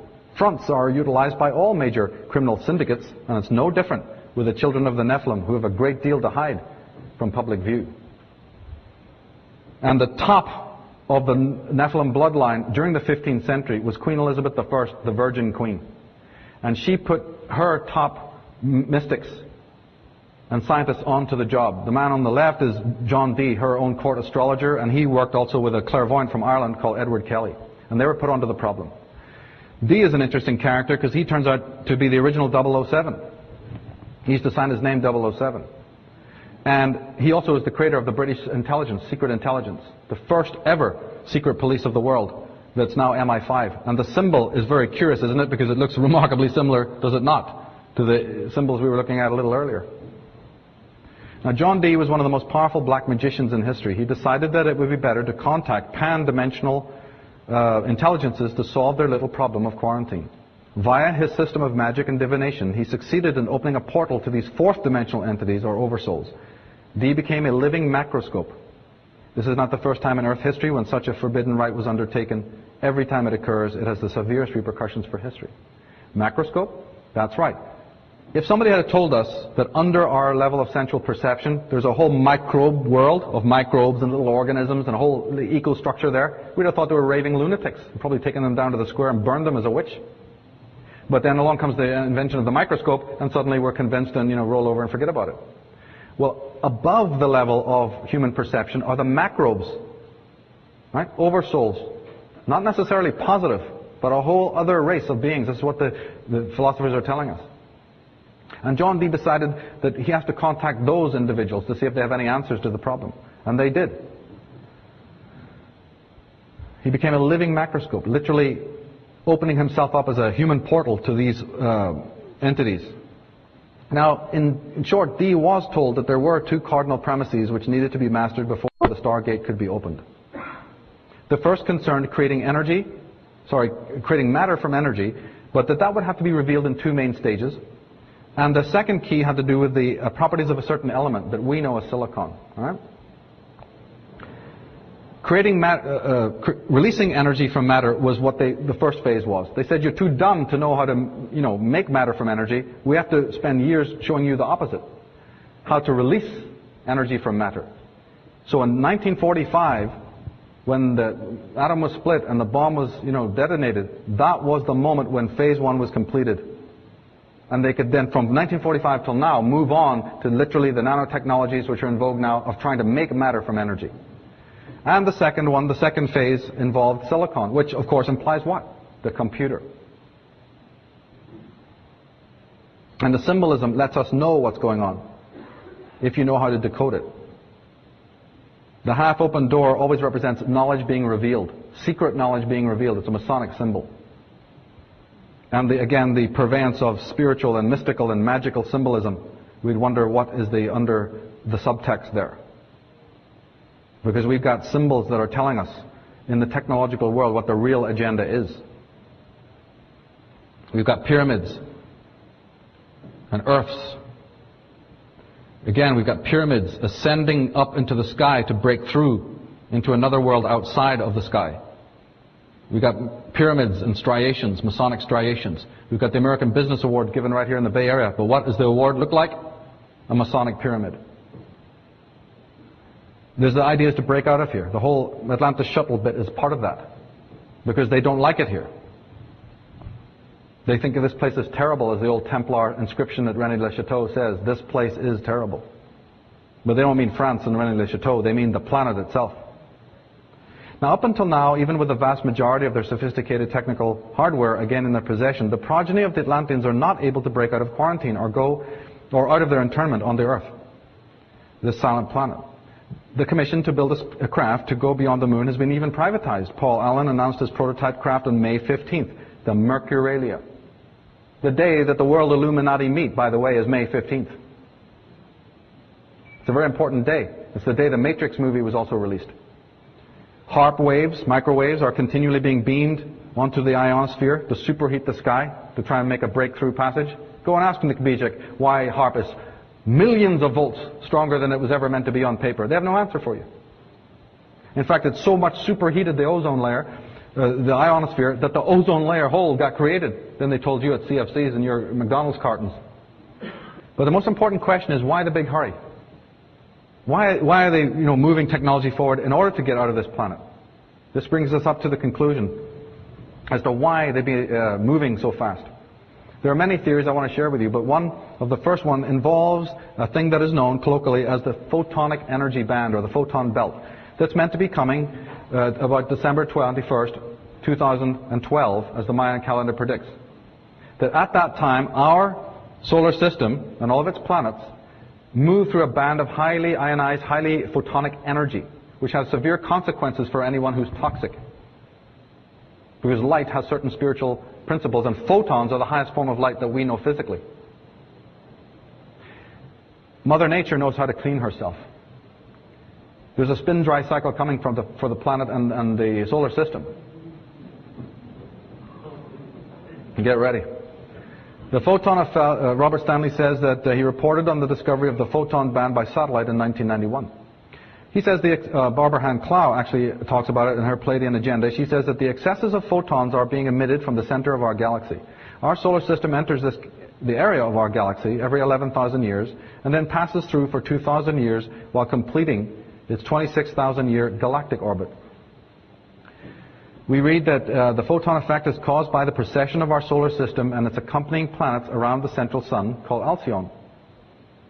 This counterclockwise cyclic precession around Alcyon requires about 26,000 years to make one complete orbit.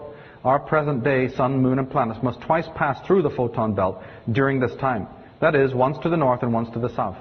During this cycle, there are 2 periods of darkness and 2 periods of light. The periods of darkness, which constitute the vast majority of that rotation, consist of 2 periods of about 11,000 years. Following each period of 11,000 years or so of darkness, we then emerge into 2,000 years of total light, which actually constitutes the photon belt. So what they're saying is that the north and southern points of that great orbit are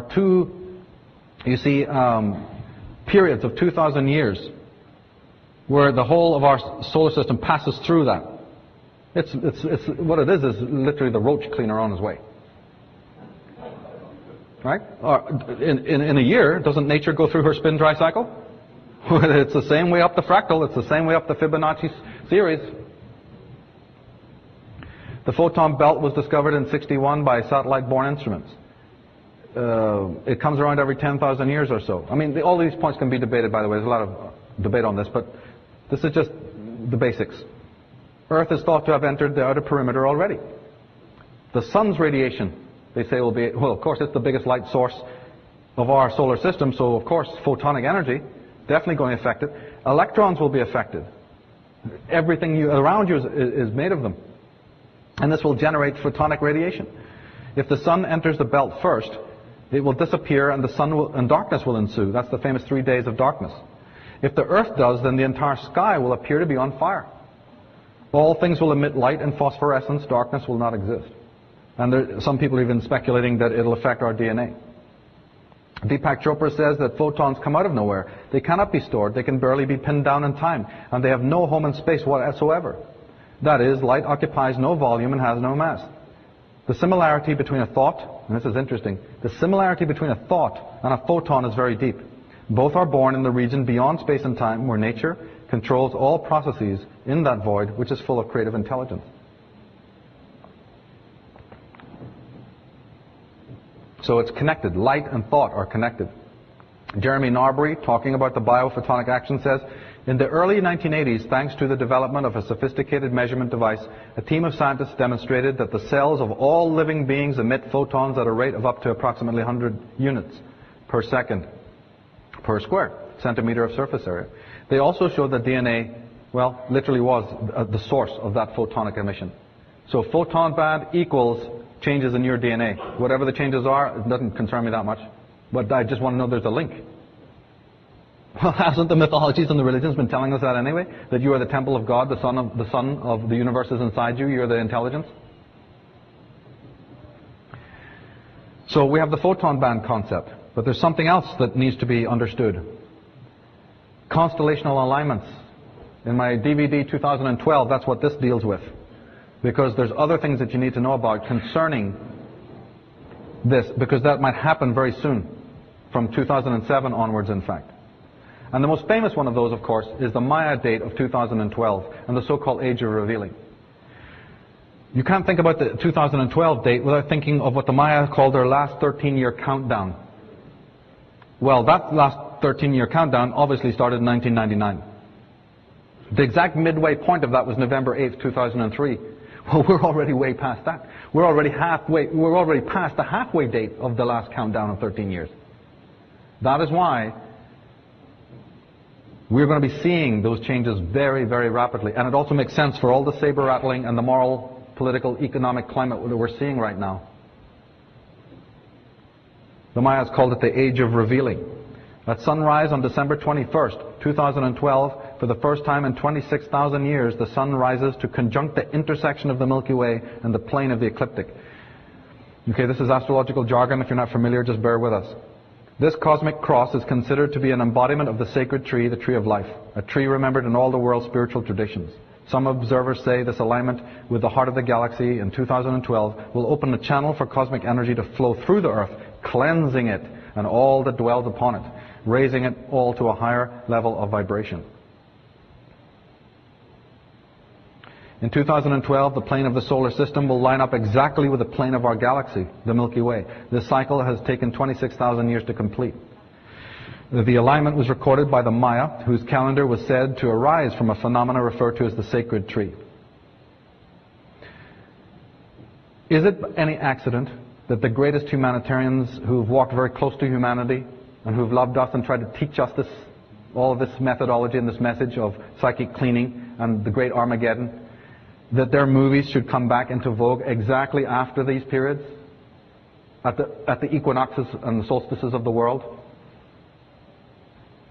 Is there any accident why those movies work on many levels? And how many secrets we're being told there about the great Armageddon and the fighting between the forces of light and darkness? One of the most other important events, which even precedes the 2012 date, is the coming of the planet Pluto across into the galactic center. Astrologically, Pluto, the planet of destruction, or if you prefer, deconstruction, and radical change, will be crossing galactic center and channeling that energy from the central sun. All planets are like little lenses, right? It's not so much that the planet generates energy itself, it channels energy from what is known as galactic center, where all the spiritual energy comes. And the planets that move in front of that locus focus cosmic energy in different ways, just like you put different filters in front of the lights. Mercury has just been crossing the meridian. When Pluto crosses the meridian, and Pluto is the channeler for the galactic center's energy, you're going to feel it. Right? You don't feel the sun so much, and you don't feel the Mercury and the smaller planets. You're going to feel this. It takes about 250 years for Pluto to complete one circuit of the zodiac, or 12 signs. Pluto is presently approximately about 24 degrees of Sagittarius. When it moves into Capricorn, the sign of order and government, it brings cataclysmic upheavals and exposure of all corruption in order to restore harmony and a higher way of being. The individual lives will be dramatically transformed. Pluto brings in deep cleansing cycle to the psyche of human beings. From Robert Hand, the great philosopher, the great astrologer, he says the nature of Pluto is similar to that of the Hindu god Shiva. Pluto usually begins by breaking down a structure, then creates a new one in its place. The entire cycle of death, destruction, and renovation is accompanied by tremendous powers, for Pluto is not a mild or even very subtle planetary influence. It brings decay at one level or another. It also rules the death and regeneration of the self, as old aspects of your life pass away. Pluto does not represent death in the literal sense. Instead, it refers to a metaphorical death, something that just ceases to be. Well, that entity, that compulsion within the psyche that the planets represent, is moving into prime position. Now, the dark side, or the perverse manifestation, because every symbol, every planetary influence you see has a positive and a negative side. Its perverse manifestation is in the unhealthy obsessions with death, perverse sex, and with breaking taboos, etc. The media is co-opting this and is already serving this aspect. Those forensic shows, right? Digging up corpses, CSI, looking beneath the surface, you see, wondering how things tick, infatuation with the body and its biology, and corpses and rotting stuff. Something wrong with it. It's part of a Plutonic archetype. Those reality shows and TV shows, they're co-opting it. They're ahead of us, you see. They know what's coming. And they're warming us up with the new mythography. But basically, Pluto draws attention to all the unhealthy aspects of life, psychologically and socially. It brings upheaval and drags down the masks and deposes false icons and gods. All that exposure that's happening with Michael Jackson and Martha Stewart and whatnot. Why do you think that's happening? Because the masks are coming down. Now it's going to shock both the antagonists and the protagonists. I assume you're protagonists. Well, I'm here to tell you that you better know what's going to be happening to those you have intimate connections with and intimate relationships and so on.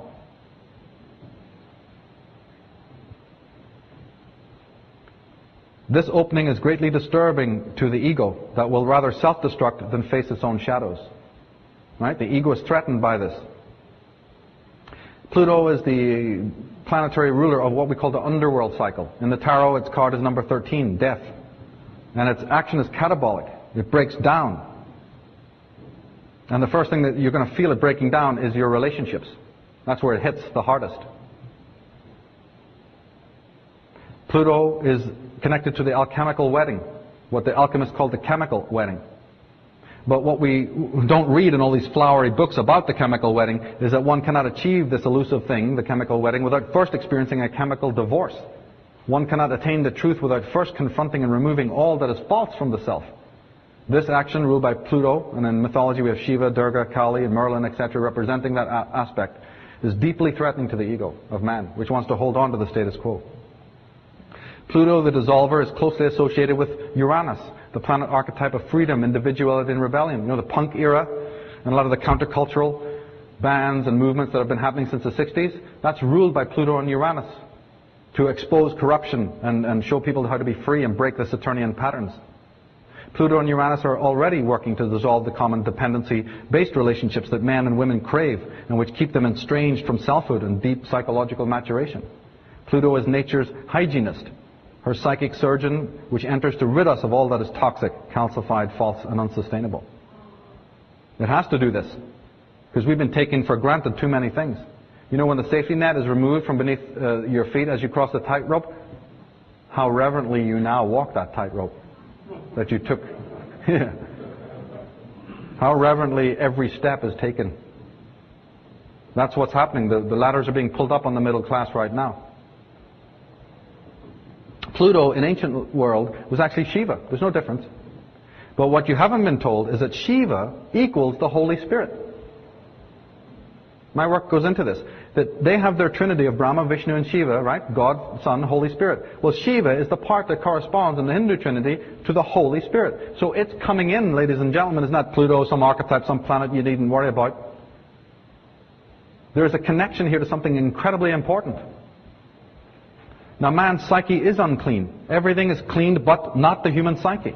Man's relationships of the old Piscean, Saturnian type are chronically dependency-based. We are emotional and psychological prostitutes. Totally living on the surface of ourselves, projecting our own dark content externally onto others, and enslaving others to our needs and desires. And then we call this love. But it is the dark, secret love of the poets, and has nothing to do with freedom and advancement. The physical kind of prostitution, that's small potatoes. We are inherently dependent on others. I need you, you need me. We call that relationship today. We're living on the surface of ourselves, in the persona world, in the ego world. And all the dislikes that we have about ourselves and other people, we repress, as the psychologists have warned us. And it becomes the shadow. Well, Pluto is connected to the shadow. We don't need psychologists to tell us, though, that we have a Jekyll and a Hyde, and we have this personal shadow that we often project onto other people. The dark aspects of the personal psyche, which threaten the ego's autonomy, are repressed. They are also subconsciously projected onto others who become external representatives of our shadow self. This projection occurs as a compensation for the inner psychic tension we feel as a result of that repression. In severe cases, we also process this content through the field of others. And then there's also the collective psyche and its dark content, which is likewise projected. Right? You have your individual shadow. The world has its shadow that sometimes through history gets projected on others. What do we get when we don't cleanse the inner being then? Given that we do not do this shadow work, what is it that we get when we do not do it? Well, the masses of men and women in the Western world compulsively avoid true, authentic psychoanalytical investigation of their natures, particularly in regards to so-called darker aspects of the personality. However, not dealing with the psyche at all proves systemically hazardous. Right? A compromise is required. Hence the proliferation of the New Age philosophy and movement together with its many permutations. Riddled with ego-customized shams and gimmicks, the application of its methods serve for the most part to merely bolster the failing ego and its drives. Being that dark and toxic within, we gave rise to the sadism of our world, and the masochism and the ecocide that it comes about in our world as the manifestation of rape and murder and cruelty towards others. But I am interested in cruelty towards others, yes. But I'm more interested in how we are cruel to ourselves. I'm not smart enough. We're not attractive enough. We're not tall enough. We're not thin enough. We're not rich enough. We're not social or active enough. We're not witty enough. I'm not still enough. I can't control my mind. I'm not in control enough. I'm not caring and I'm not giving enough. I'm not holy enough. I'm not perfect enough. We observe in this world, granted, we've got pretty good, at knowing and defining the cruelty to others. Thank God. We are extremely backward in noticing how we're just cruel to ourselves. Let's start observing that. Because if you're sadistic towards the self, which they call masochism, but it's really sadism to the self, you're inherently going to be sadistic to others. And we have this illusion of normalcy. When we say we desire to live in a peaceful, harmonious world and see beauty all around us, what we often really mean is that we wish we could edit out from our view that ugliness we don't want to see, and which disturbs our ego's image of perfection. We do anything to anesthetize ourselves from the pain of the real. So living in harmony doesn't mean not looking at the dirt. We all want to live forever, but no one wants to age. We want to know everything, but we don't want to open our minds. We want to avoid pain, but never find out why pain arises in our life. We all want freedom, but don't know what to do with it when we get it. Or we abuse it when we have it. We all want the light, but we're afraid of facing the dirt that the light might reveal. There's a couple of different actions that light has, don't forget. We want others to fill us, but we can't fill ourselves or another. We want to see reality as it really is, but don't want to see ourselves as we really are. As Vernon Howard, the great American philosopher, said, human sickness is so severe that few can bear to look at it, but those who do will become well. That requires a certain kind of courage, the courage you're all going to need in the next lot of years. Not to look out and worry about tyrants on Capitol Hill, but the tyrant within, the syzygy, the schizoid nature of your inner republic. Or all the knights sitting at your round table within? If they're not, then don't tell me about politics, and don't try to fix the outer ambiance. The magical tradition, which is another bequeathment of our ancient forefathers. Because that's actually my main work. Those who've been part of my online mystery school or taken my classes know that my work is mainly with the divination arts, tarot, astrology, Kabbalah, numerology. Why? Well, it's just like I talked about yoga a few minutes ago. These are the ways that our forefathers already created for us. We don't need to create anything new. They already did it. They created us the tools, the plutonic tools for helping to clean our psyche. I've just created another website. I'm so concerned, you see. I am very concerned about what's going to be happening in the next 7 years.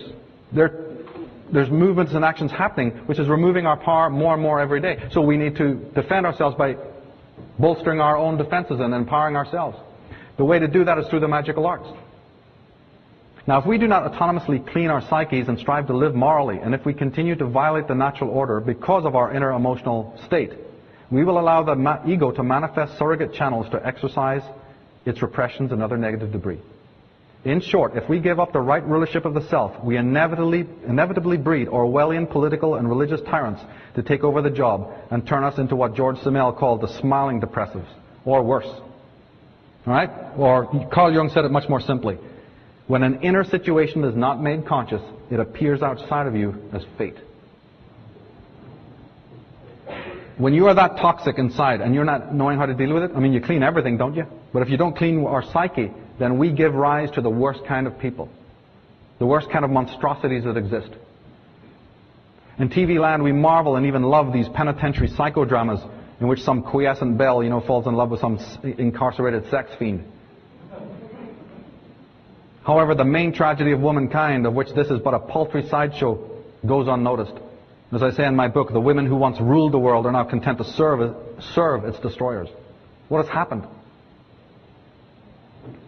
As Voltaire said, the ancient Romans built their greatest masterpieces of architecture, for wild beasts to fight in. Now, having projected his anger onto the world, says the Course in Miracles, man sees vengeance about to strike at him, his own attacks thus perceived as self-defense. Get it? When fear unites with knowledge, says the ancient Maya books, terrible things are done. Well, Vico knew about it, Plato knew about it, that what happens in the psyche is, the cycles of the psyche manifest as the cycles of history. First you have chaos, then theocracy, then aristocracy, democracy, and then as the republics become imperial or tyrannous, they collapse and we're back to chaos again. But it's not historical cycles, it's articulated to our inner cycles. Now there's a time in which this simple shadow work, given that you're doing it, by the way, but there's even a time that even if you are doing the simple shadow work, that can sometimes prove not enough to help clean the psyche. When we are not integrated internally, and when our own masculine and feminine aspects are imbalanced, we invariably turn to external representatives to restore a semblance of stability. We turn to parents, heroes, politicians, evangelists, authority figures, whoever. We even turn to ideals and causes for that structure. And all manner of horrors have arisen as a result of that. Now, the approach of Pluto arouses fear, paranoia, and the whole cocktail of the darker toxic emotions. Subsequently, the individuals feel deeply insecure and as a result tend to cleave even more to these familiar Saturnian archetypes. The one that I'm mostly thinking of is Big Daddy, the male archetype. This preposterous archetype that habitually down through the centuries we have to deal with. And that's where the cult of the politician is so important. We have one right now.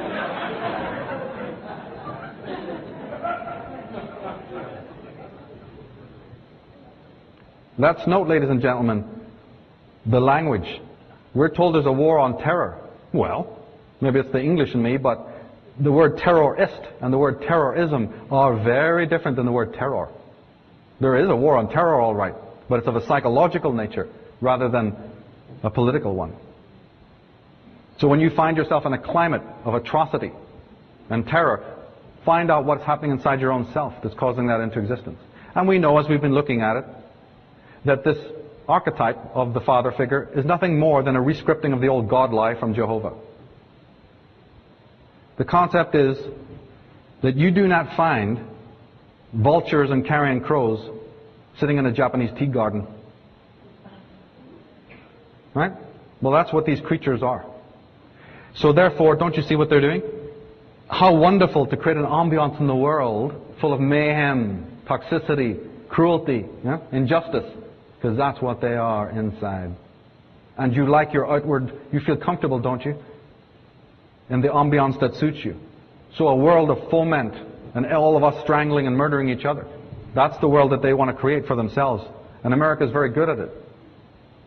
The normal round of warfare after World War II is a startling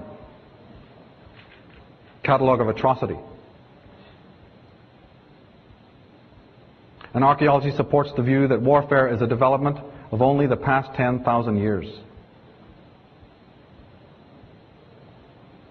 The combined military expenditures of all the world's governments in 1987 were so large that all of the social programs of the United Nations could be financed for 300 years. And you're wondering why people are starving and we can't fix poverty.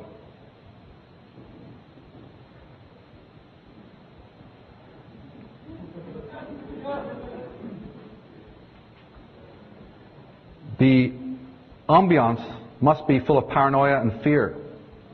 That helps. So, as Edward Griffin, one of the great American scholars into this subject, says, you deliberately create the problems and then offer only those solutions which result in the expansion of government. You create conditions so frightful at home and abroad that the abandonment of personal liberties and national sovereignty will appear as a reasonable price to pay in return for domestic tranquility and world peace. So, we don't have the order within, and we are looking to Big Daddy to bring it in. And Big Daddy's only too happy to do it, to create false nemesis and false heroes and create a whole culture of fear and paranoia, this way to the paranoid society. Because they will bring you, as the imagery shows you, they will bring you an order. They will bring you the New World Order. But it will be a certain kind of order. It will be the draconian or Orwellian order. As Orwell describes it, it's the boot stamping in the face of humanity forever. That'll be your order. The order of stand where you want, where you're told. vaccinations, injections, and mind control? Is that the kind of order we want because we're not psychically in tune inside? That we're hypnotized by these individuals who use these talismanic words and terms? Security, strength, a stronger America? Enemies, safety? It's like some crazy movie where they're promising us safety and then saying, yeah, we'll give you safety, we'll give you security, but we'll do it through war. We have to have a war. The war is the expatiation, the processing of all that toxicity, and we feel good about it. Bush's rating soared after the war was, initiated. Even though people said many hundreds of thousands of people might have to die, they said that's all right. His rating soared.